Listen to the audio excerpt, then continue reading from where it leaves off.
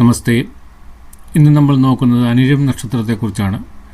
അനിഴം നക്ഷത്രത്തിൻ്റെ 1202 ആണ്ട് ഈ മലയാള വർഷം ചിങ്ങം 1 മുതൽ കർക്കിടകം 31 വരെയുള്ള നക്ഷത്രഫലങ്ങളെക്കുറിച്ചാണ് നമ്മളിന്ന് നോക്കുന്നത്.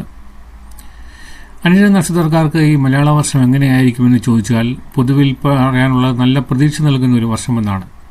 എന്നാൽ എല്ലാ കാര്യങ്ങളും ഒരേ വേഗത്തിൽ നടക്കണമെന്നില്ല.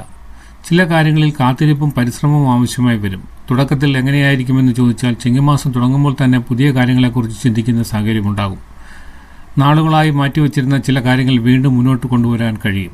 ജോലി, ബിസിനസ് എന്നീ കാര്യങ്ങളിൽ പുതിയ തീരുമാനങ്ങൾ എടുക്കുമ്പോൾ ആലോചിച്ച് മുന്നോട്ട് പോകുന്നതാണ് നല്ലത്. കുടുംബത്തിൽ പൊതുവെ സമാധാനപരമായ അന്തരീക്ഷം നിലനിർത്താൻ കഴിയും. സാമ്പത്തിക സ്ഥിതി എങ്ങനെയായിരിക്കുമെന്ന് ചോദിച്ചാൽ വരുമാനം മെച്ചപ്പെടാനുള്ള അവസരങ്ങളുണ്ടാകും. എന്നാൽ അതിനോടൊപ്പം ചെലവുകളും കൂടാൻ സാധ്യതയുണ്ട്. അതുകൊണ്ട് പണം കൈവശം വന്നാൽ മുഴുവൻ ചെലവാക്കാതെ ഒരു ഭാഗം ഭാവിക്കായി മാറ്റിവെക്കണം. പഴയ സാമ്പത്തിക ബാധ്യതകൾ കുറയാനും ചില കുടിശ്ശികൾ തീർക്കാനും അവസരം ലഭിച്ചേക്കാം. അനാവശ്യമായ കടം കൊടുക്കുന്നതിലും മറ്റുള്ളവരുടെ സാമ്പത്തിക കാര്യങ്ങളിൽ അമിതമായി ഇടപെടുന്നതിലും ശ്രദ്ധ വേണം.